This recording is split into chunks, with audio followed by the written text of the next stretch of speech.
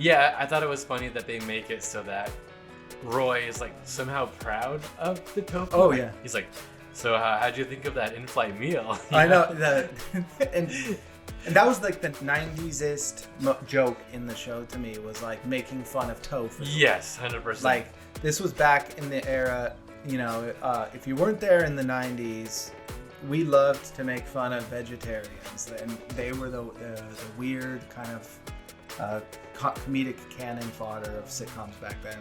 I don't like tofu. Oh, you don't like tofu? No, but I do like a lot of vegetarian food, but Yeah. specifically tofu, I don't like, and I think it's just it tastes like somewhere between nothing and like rubber to me. Mm-hmm. Like it's, and I know that like it can be prepared in some ways. Oh yeah. Like, but I also didn't think that those jokes were funny. Like I like. Yeah. Yeah. So like the joke is that Roy is now serving tofu on I thought his that was flights, kind of and funny. it's I thought it was kind of funny that Roy, who like looks like he would be fucking eating like a steak that's way too big Mhm. every day of his life, is like being like, "You see that tofu? Yes. Yeah, motherfucker." Yes, and they Check have a that." whole like runner about this tofu. Yeah. And it's like, does that make him cheap? Because like to me, like these are short little sprints of flights. Like you'd do fine just giving them a little bag of peanuts. But Yeah. like he's actually serving you some tofu, and tofu like Yeah. back then I think you can get a cut of chicken cheaper than tofu. Yeah, So I it's think you're like- right. Yeah, maybe Roy is like a little bit of a splurger. Oh, I think he just like found this like late life passion for tofu and wanted to share it with people. But you know, Helen wasn't enjoying the tofu. Yeah. But she still ate it because she got some stuck on the corner of her mouth. Mm-hmm. And she thought the guy was hitting on her because he kept on licking the corner of his mouth. Yeah. So I guess that's how I'm single. So maybe that's how I flirt with girls. So I like lick the corner of my mouth. Yeah. Like. Just don't leave the house without like a wedge of tofu stuck Yeah, to your yeah. gnaw. Killer tofu.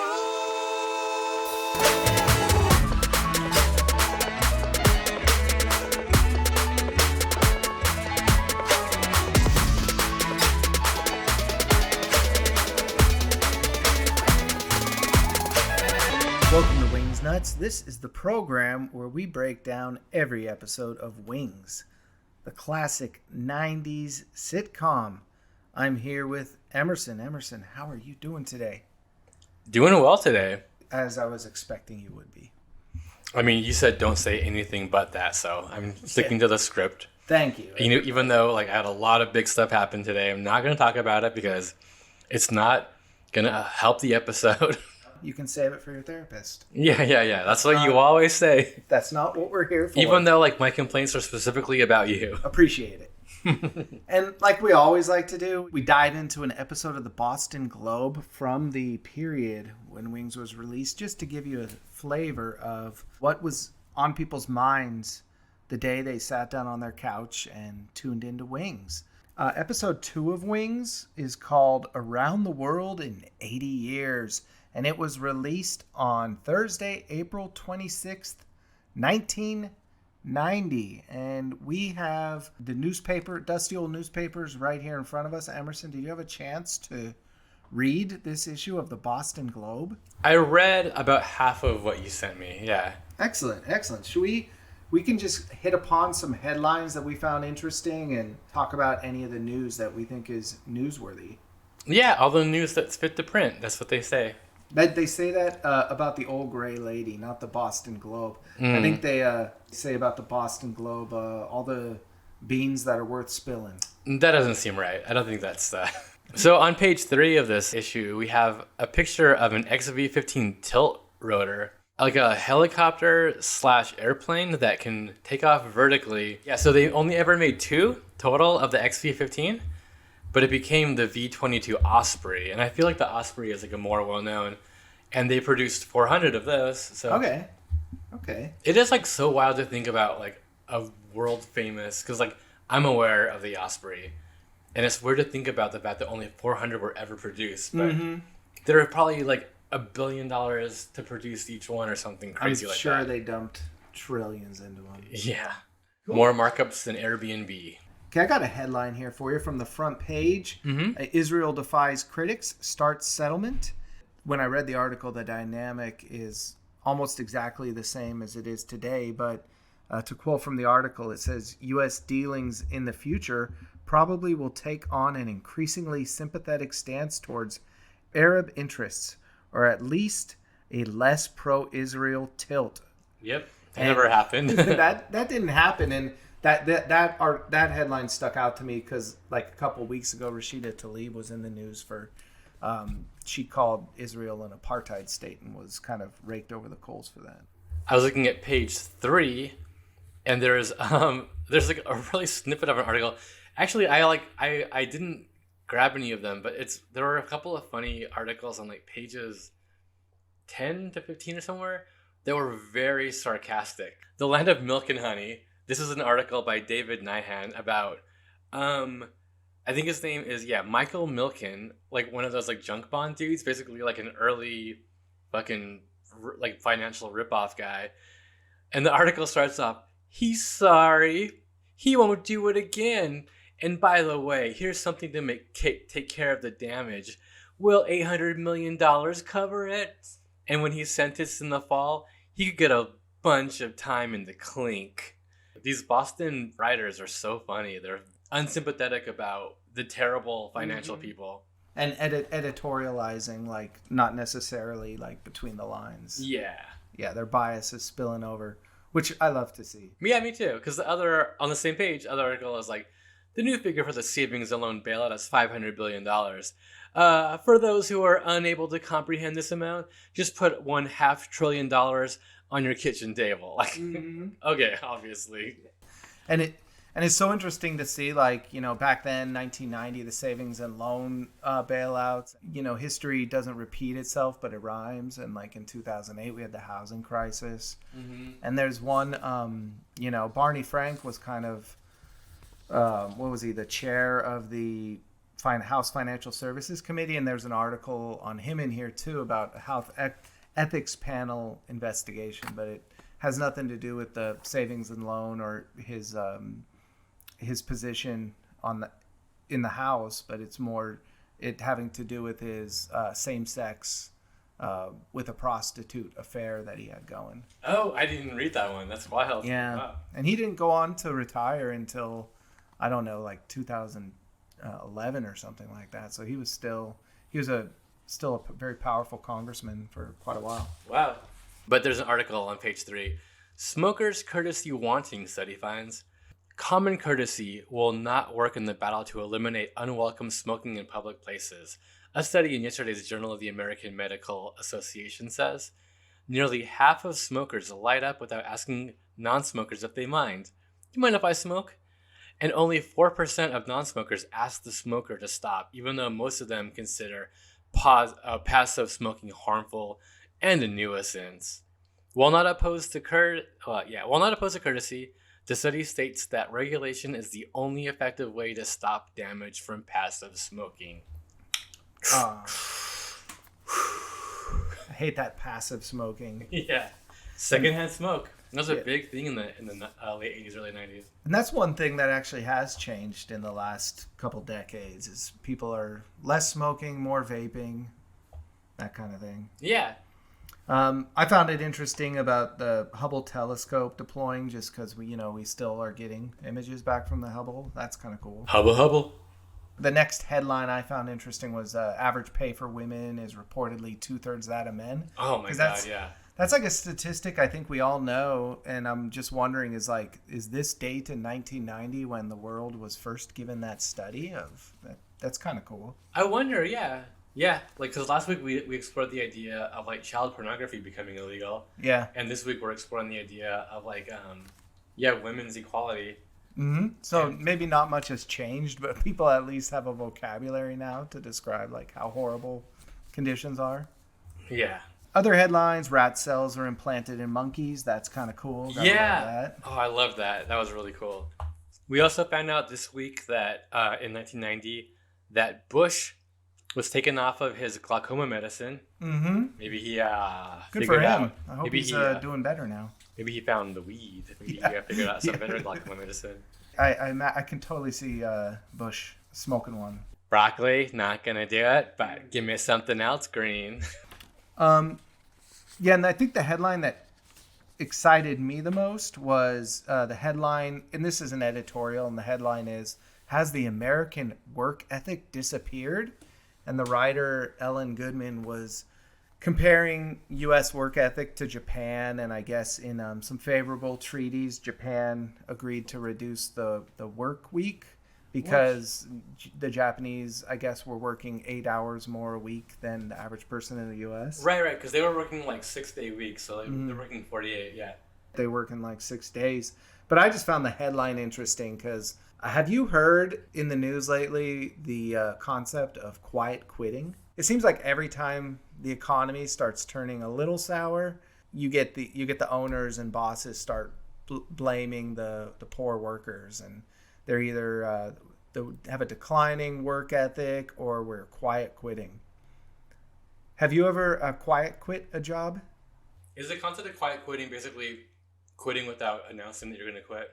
Yeah, or even just doing the bare minimum of your job description and like not picking up your boss's dry cleaning on the way home and not going the extra mile and working through your 10-minute break and things like that. So when I was in Phoenix for 2 months, and like I couldn't get a job anywhere, and I finally got like offered a job that ended up being, what do you call it, like a cold call people? Telecom or telemarketer? No? Telemarketer. And so I showed up for the first night. Like I suspected that that's what it was going to be, but I wasn't completely sure. And so I sat down, and they gave me like a table, and there were like people around me like doing cold calls, and then the manager, whoever, was like, "Here's the script, take 15-20 minutes, memorize it, put it into your own words, but like kind of get like an idea of the gist of it, and then like once you kind of feel good about it, start calling." And so I like sat there, and I'm like looking through the thing, looking around.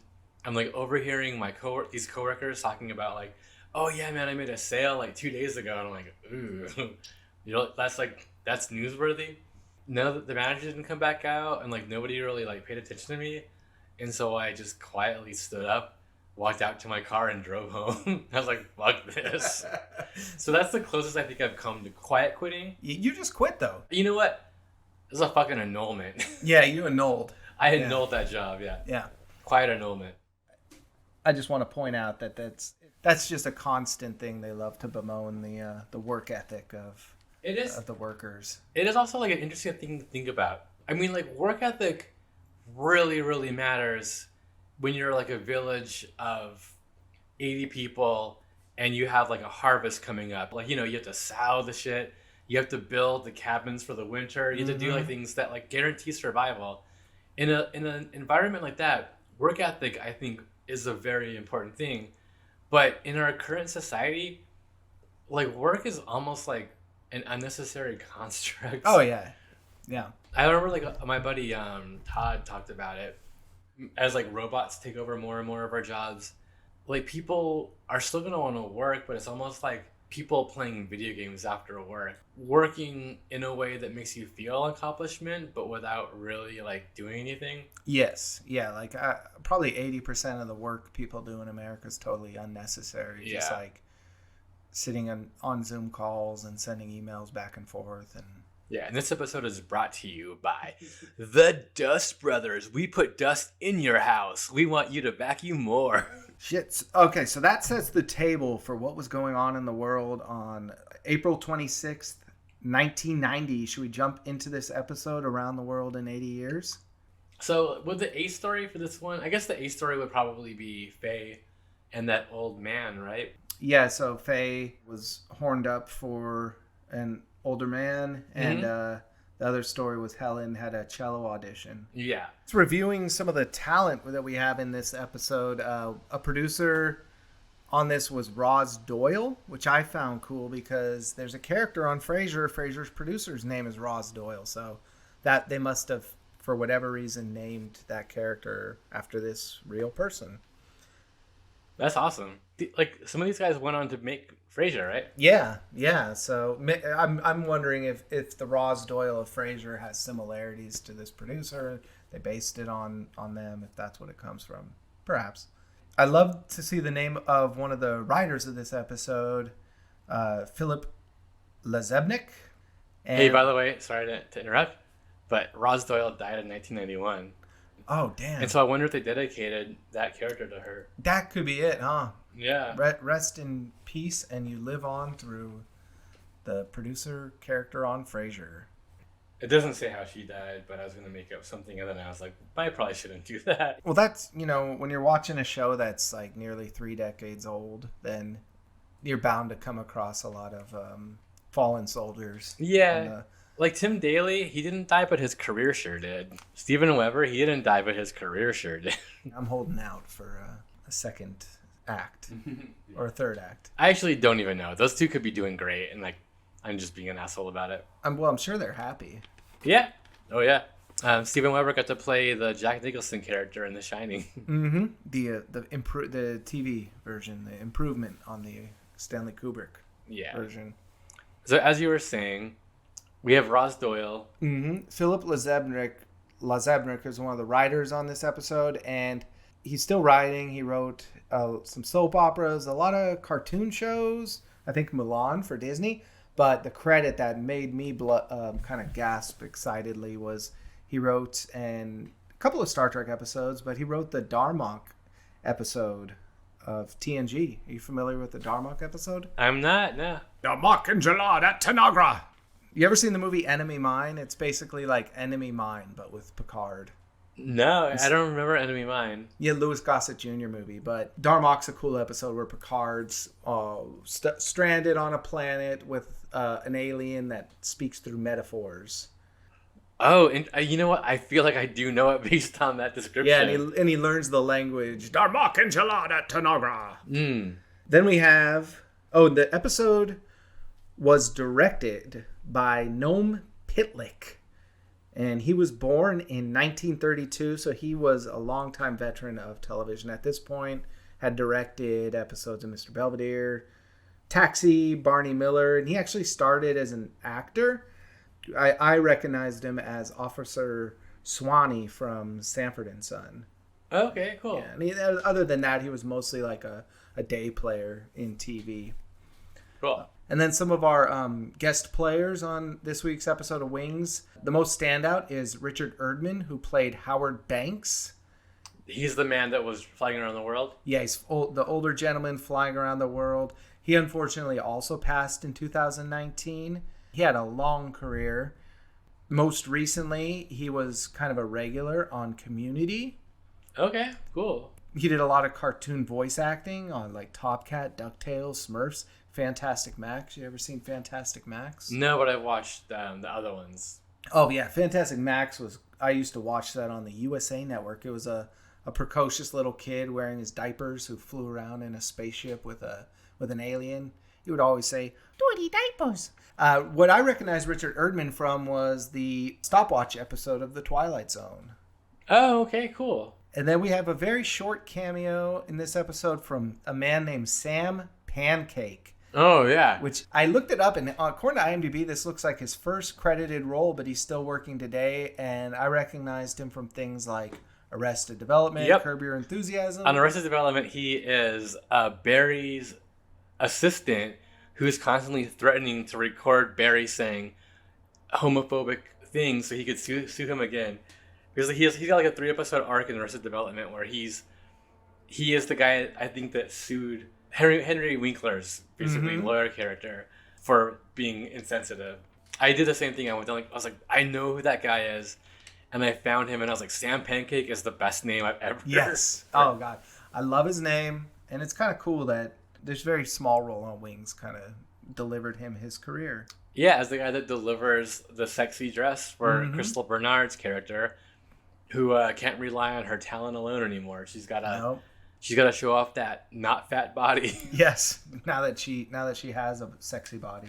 What episode this season do we get to see all the skin folds that happen from, like, when you lose a lot of weight, your skin Yeah, she never addresses that insecurity. Yeah. She likely has. We're just going to assume that she had liposuction. Yeah. We still got plenty of former kind of fat jokes regarding the character of Helen in this episode. Right. Are there jokes, or there's just that comment she makes about, like, I got this body now. Yeah. I've always had this, whatever. Mm-hmm. I've always had this cello playing ability. Now I got this body. I want to use it or something. Yeah. Not really jokes, but just, like, characterizations. They bring it up a lot.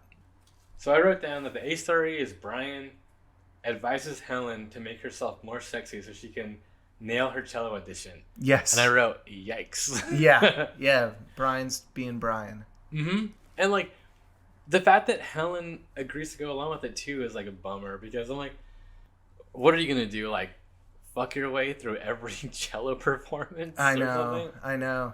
I mean, I did kind of think the line Brian had, I couldn't help but laugh a little bit when he said, you got to give the maestro a reason to keep his baton in the air. Mm-hmm. I was like, okay, but and Joe obviously was like the counterpoint, trying to tell her that she should, just be professional and she doesn't need to sex it up. Yeah, but he's also being kind of moral about it. Like, I mean, I agree with Joe, but I also feel like he's coming at it from like a different perspective. Well, maybe he isn't.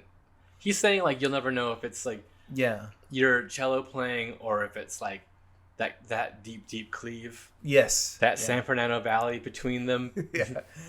Yeah, I feel like if it was natural for Helen to present herself in a sexy way and she was comfortable doing it, then she should have at it. It's just kind of sad that she has these two men in her life being the angel and devil on her shoulder, like projecting how they think she should present her body and her sexuality. Fuck that conductor. Like, yes. Yeah. I mean, we never meet the conductor, but if he's the kind of guy who you need to give him some eye candy to impress him, fuck that. And then just like the mean-spiritedness of, oh, you dinged my car, you owe me $700. There's also like, this felt like a much more common thing back in the 90s, 80s, 2000s maybe, where it's not enough that Helen is like playing cello like around Nantucket and like kind of making a name for herself there. There has to be these prestigious institutions where it doesn't actually count unless she's like playing on stage with like the Boston Philharmonic or whatever, which is a great Philharmonic. But like, at the same time, I would love if going forward, I don't know if this ever happens, but I would love if like we do see that she plays cello like for smaller venues, because like the same thing for a lot of actors, like a lot of actors that we really, really like really fucking made a name for themselves doing stage work and doing like small theaters and like just working whenever they could. Yeah, like Helen can like, record a personal album of solos and play at the Nantucket Arts and Wine Festival on the street with her case open and sell some CDs. Yeah. Like she doesn't need to like assess her value and success as a cellist and her art by getting into some fancy orchestra. Yeah, she could put articles in the Penny Saver saying cameos, $50. Yes. What do you want me to say? I'll send you a VHS recording of me playing cello and giving a message to you and your friend for his birthday. Yeah, I'd love that. She does teach cello, I think. Yeah, I don't know if that's been established already, but yeah. So she teaches little Nantucket munchkins how to wail on a cello. B story is Howard Banks, old man at the airport, afraid to finish his trip around the world because he's afraid that God will take him away when he does. Because I guess he made some kind of promise to God that like, if you can get me through this trip around the world, I'm yours or some shit. Yeah. I don't know. That he's like kind of like a romantic plot with Faye. They flirt a little bit. They find out each other's like ASLs and like their relationship statuses. I thought that was like a more interesting storyline. I enjoyed it because I really liked the character and the guest star of Howard Banks. And, it led to some funny lines like Roy riffing on how Howard was nude in the bathroom, washing himself. You got a French bath. Yes, you're taking a French bath. It's a horse bath in some circles, and it's French bath in other circles. I've heard hobo bath. Hobo bath, yeah. And I did like seeing that they seem to have true chemistry, Faye and Howard. Yeah. I thought that was like a great kind of Faye moment. She's like, I don't need this dude. Because Faye's character is kind of a little bit, flighty, or like, it's a word. And it seems like she does have like her head together a little bit more than this other guy. Yeah, it was cool that they were flirty and had this attraction, but at the end of the day, she knows what she wants, and that guy didn't fit the bill. Also, there was no cold open this episode. I don't know if that's going to be like the new norm or if it's... But I don't think it needed a cold open. Yeah. I like a cold open when it's like, when the story calls for it. Because it's a great kind of opening cliffhanger to kind of be like, ooh, this story is going to be fun. As opposed to like, I mean, I don't think that this episode has like a moment where you're like, oh, I can't wait to find out what happens next. I didn't need it, but I do always love a cold open, especially when it's like just an opportunity to have a moment or a joke or a situation that doesn't necessarily fit the plot, but maybe touches on the theme of the episode. Also, most of this episode stayed on our core set right there. Yeah. And I did notice they had some like tarmac B-roll of people getting on a plane taxiing. But yeah, they did. That's right. That was one of the goofs, apparently. I like did a little bit of research, and some website was like, oh, they say that it was an XL324, but it was actually like an XL316 when they're getting on the airplane on the tarmac. Yeah. Oh. That's not those aren't the real names or numbers at all, so apologies to anybody that knows that stuff. But so you got plane spotters like watching wings and giving them fouls when they have the wrong plane. Yeah, maybe it's based on like the end of the episode when Brian talks about the bright orange paint that he's going to put on the plane.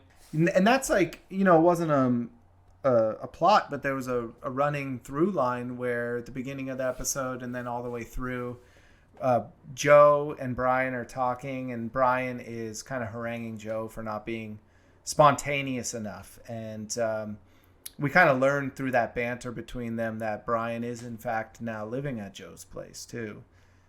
11-year-old Emerson loved that Brian was all about having like a hoop to throw, like to shoot. Because I was like, yeah, I got like my basketball hoop over my door so I can like shoot Nerf balls into it, or my dirty laundry. And so Brian's all about that too. I thought that was cool when I was a kid. In the future, do we get more scenes of them like with their home life at home? I don't remember. I don't think so, but I also just don't remember. Like an episode, because Cheers had an episode where they're at Carla's house, maybe like for a holiday party, and it was real weird, like seeing that. Carla had like 1 million kids, right? Yeah. Okay, so let's talk about Brian. He's still kind of a sex creep, but I found him a little bit more affable in this. My first comment about him, wow, that tie. Yeah. Oh yeah, the ice cream tie. Yeah. And it was like paired with like, was it a pink tie on like a blue shirt or something? It's like a pink tie on a yellow shirt. Yeah, so Brian has a couple interesting ties in this. The one that was super notable to me was the ice cream one. What's the other tie he has? It's like a Hawaiian hula girl, but it looks like Microsoft Word clip art from 1990. Yeah, perfect. So he's going to be the interesting tie guy, the guy who expresses himself through ties. Through tie and through like a Don Johnson facial, like 5 o'clock shadow. Yeah, it's actually hard to maintain an unkempt 5 o'clock shadow. Like, you have to shave and not shave just the right amount. I hate facial hair. Yeah. Like, it drives me nuts. I wish I could just put like an attachment on my razor and like once a week just run it over and it would be the same. But like your hair starts to come in thicker if you... So like if you shave clean, let it grow for 5 days. That's a look. Yeah. If you have like an attachment that matches the length on those 5 days and let it grow another week, and so shave it back down to where the length is on those 5 days, it's not quite the same. Like it's thicker. I think probably because there's other hairs. It fills in. Yeah, it fills in. And so I don't know. Yeah, facial hair sucks. Yeah, my routine is I do use a electric razor with an attachment at the lowest setting, and every Sunday I just shave. Cool. My shaving day is a Sunday evening. Yeah, I think I did mine Friday night. You don't like Brian's beard? I think that Brian, as a pilot, should have a more... I don't think... Actually, I don't think that Steven Weber looks good with the 5 o'clock shadow. I think he looks kind of corny. Yeah, and if like you're stepping onto that plane and you see the pilot of this like small aircraft, which is like scary enough as it is, do you trust that pilot as much as if he's clean shaven? I think that Steven Weber, as a human being playing that character, looks better clean shaven. Yeah, because he reminds me of my buddy Nick Rasmussen, who lives in this building, who's also like a pretty cool guy. He's kind of got he can kind of do like a little bit of a disheveled. He's like skinny and his clothes hang off him a little bit, but he's also like a little tall, and he's got like a cool style. And I think that like both look better, either. I mean, not necessarily clean shaven, but like with more care. Like if they're gonna have facial hair molded into something. Okay. Yeah, so it's not working for you. I kind of thought Brian looked all right, but I take your point that he's more appropriate if he's clean shaven. I mean, maybe Blind Lemon Hackett looks pretty cool. Yeah, but him and Joe, they must be like commuting together to work, driving in together. Do you think Joe is like, come on, Brian, take that shit to your face and take the Gillette to your face before we leave the house. Yeah. You know what? Actually, Brian had a moment that I liked in this episode where he was talking about doing show tunes to like entertain the plane before, while they were like waiting for Crystal or waiting for Helen. He's stalling for time. But like he does like a little dance move. Yeah, he does a big old kick and from chorus line, I think. Yeah, I thought that was kind of cool. I was like, oh, that's kind of fun.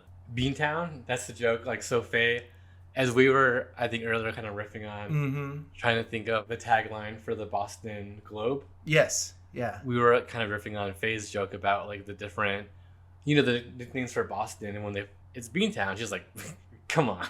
Yeah, like she was over the loudspeaker trying to announce where the plane's heading to. Yeah. And she couldn't remember what the phraseology was for Boston, what its moniker was. Which you gotta think that she's probably from Boston, maybe? Yeah, and those planes really only go to a couple places out of that airport. Oh, you know what? You can kind of see where they go to in some shots. Boston, New York, Hartford, Boston, Newark. Oh, okay. So yeah, they're going to like Connecticut, New Jersey, New York, and Boston, and Massachusetts. Yeah, so their flights are all just like little short hops on the East Coast there. Yeah. Yes. I noticed a few things this episode. One, you can see like a car rental dealership in the background. Mm-hmm. Oh, I also noticed that Roy has someone working at his counter. Yeah, he has like a redheaded woman working there. So, and there was in general just a lot more extras on this episode. So I don't know if in the pilot they wanted to get the choreography and the rhythm and didn't want all the extra bodies, but in this episode it feels like there was people coming and going all over the place, and I really like that. It added to the verisimilitude of this airport. Yeah, I don't know what that word means, but I agree. I watched a couple of Crystal Bernard music videos. Oh, did you? Yeah. She does a song with Peter Cetera. Okay. Which is great, and then like I think otherwise she does kind of country music, which is also, as I get older, it's fine. I used to hate country music, but like, yeah, it's great. Does the music slap? Does it go? Were you humming? She's got a great voice. Okay. Yeah. Okay. Any cello in there? No cello. In fact, like she was like, "Let me show you a video. Let me show you me playing cello." And I started watching it, and I was like, "This dress is too boring." So I just turned the video off right away. She's got to sex it up. Mm-hmm. Crystal Bernard. So she was a musical artist, but she was also on a TV show for like 9 years before Wings. Yeah, so she's a multi-hyphenate kind of person. Mm-hmm. What did you think of Faye in general in this episode? Because I kind of got the impression that they're dumbing her character down a bit from the pilot. I liked her. Yeah, I could see that a little bit. But I like that in the end she was like, I'm like, basically blowing the dude off. She was like, I don't need to fucking deal with your craziness. Yeah. I thought that was cool.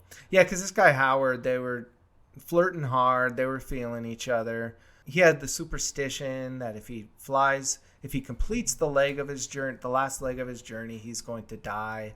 And then Faye convinces him to fly and thinks he's left to fly.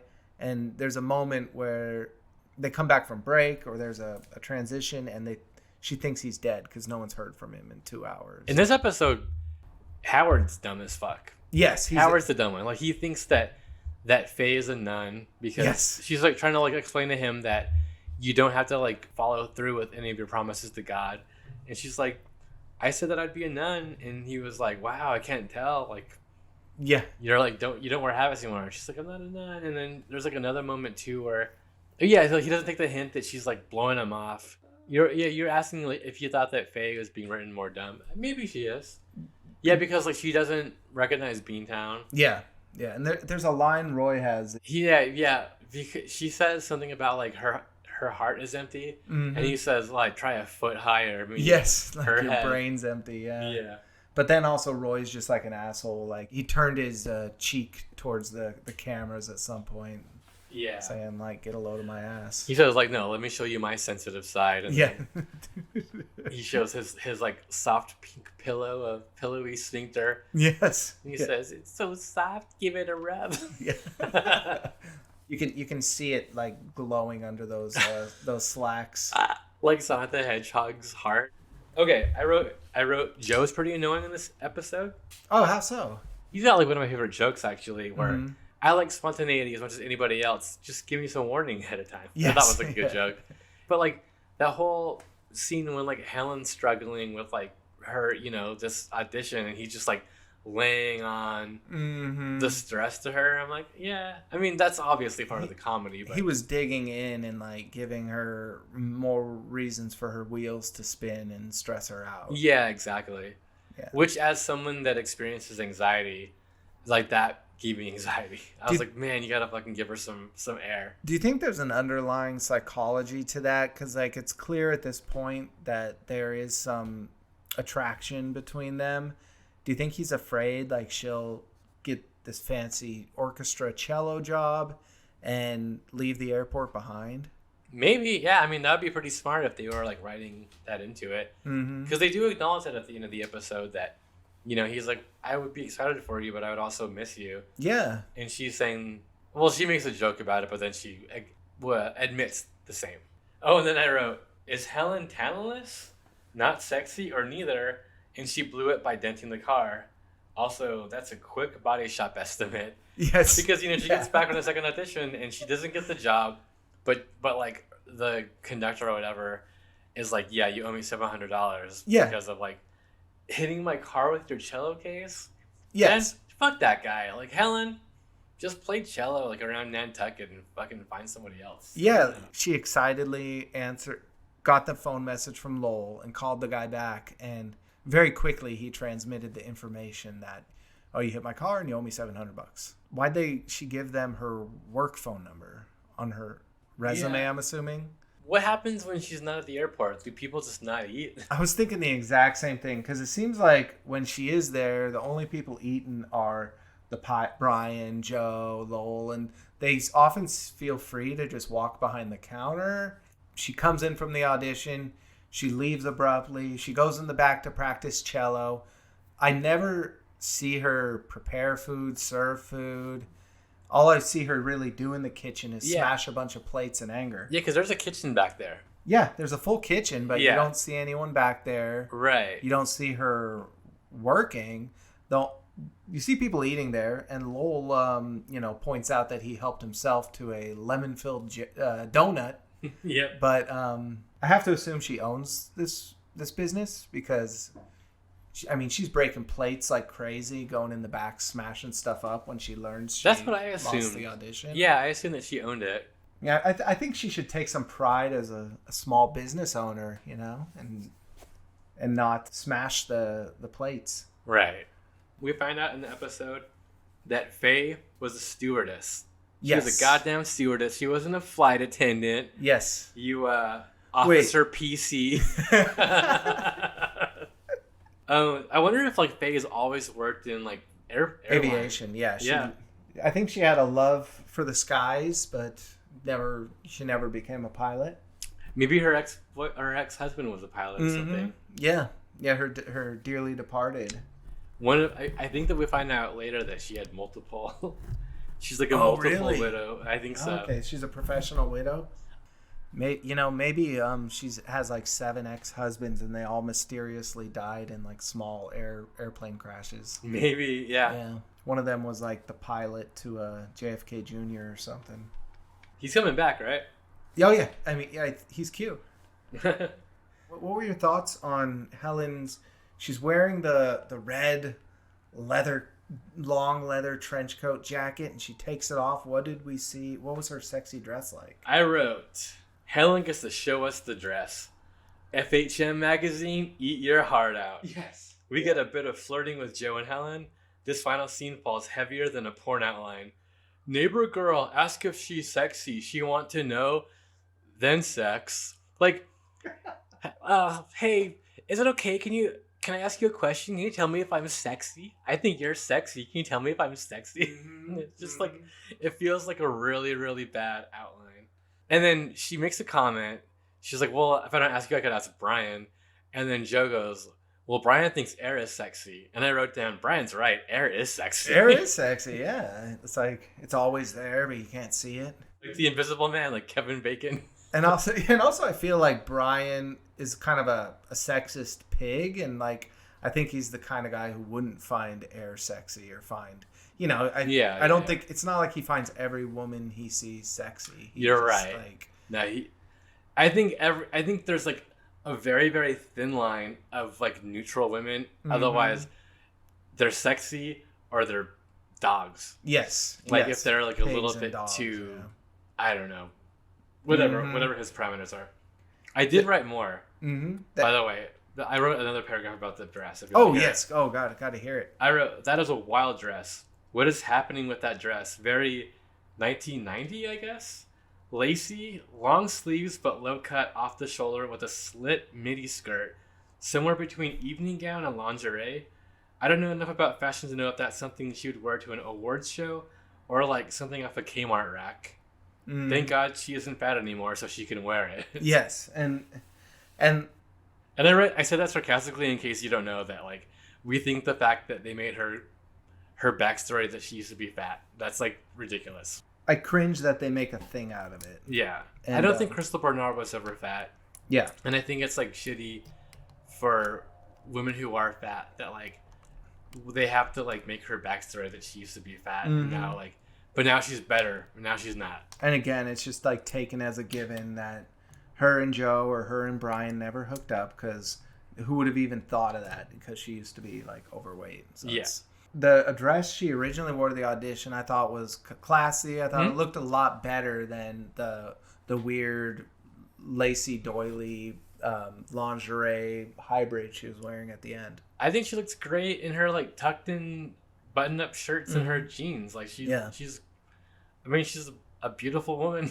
Yes. She's a beautiful woman and she, Yeah, but they come back from Boston and Helen is high because the audition went great and Brian is still wearing his aviator glasses when he comes in and yeah, like you said, he's Brian Hackett is acting like a real weirdo. Yeah, he's acting like Anthony Michael Hall in Weird Science. Yeah.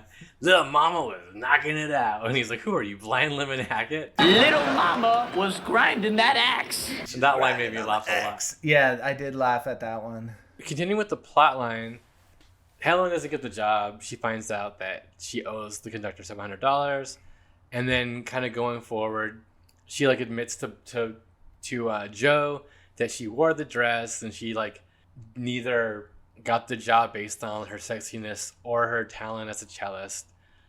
At the end of the episode, she shows Joe her dress and he's like agog. He can't even speak. Oh yeah. So she goes, I better go practice. Yeah, the dress didn't do it for us, but his jaw hit the floor. He got the wolf hubba hubba eyes. I mean, I thought she looked great. I mean, I think she looks great in general, so. Yeah.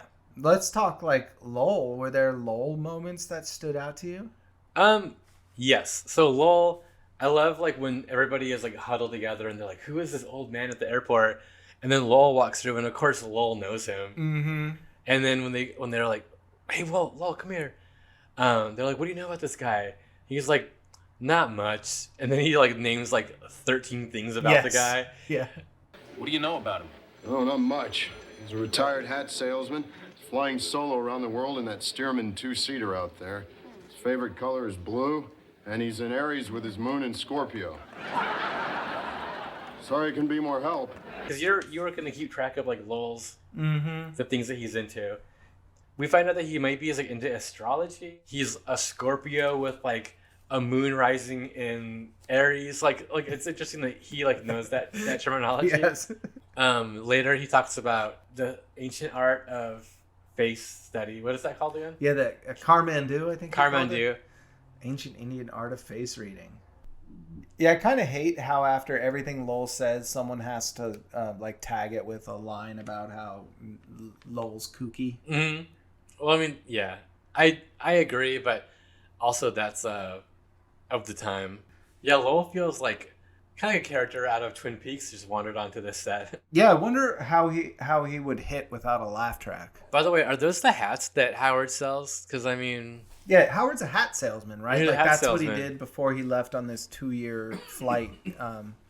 And Faye encourages him to just go home and open the hat store. You know, there's people who need hats. Yep. You still have work to do. Yeah. And so Howard's big resolution, you know, Faye kind of blows him off, and so his plan is to now, instead of finishing his journey, fly back around the world again backwards, so he would have never had flown around the whole world. So that's his big loophole. To trick God. Yeah. And Faye says, God knows when you're not serious. Like, he can tell when you're making, like, a promise that you're never going to keep. I, like, found a review. This is from June 14th, 2020, 5 stars out of 10. As with all sitcoms in their first series, Wings was finding its feet at this point, and this is an episode of things that work really well and perhaps some things that don't. There are still more than enough good jokes in this episode, though, to entertain through.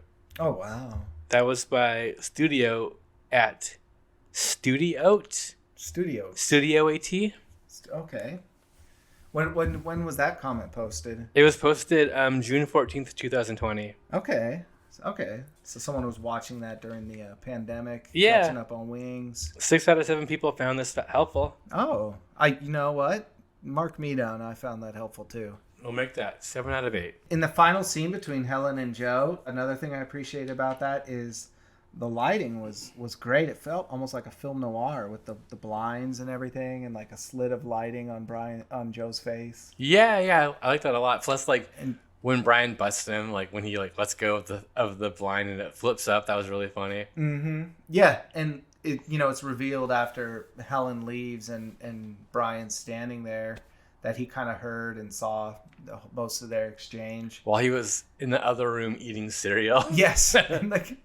But the line kind of put a nice bow on it. He says, Brian says, that's one change you don't seem to mind. Yeah, because that's right. If there was like a C story, it's kind of the idea that Joe's resistant to this change that Brian's introducing into his life. Mm-hmm.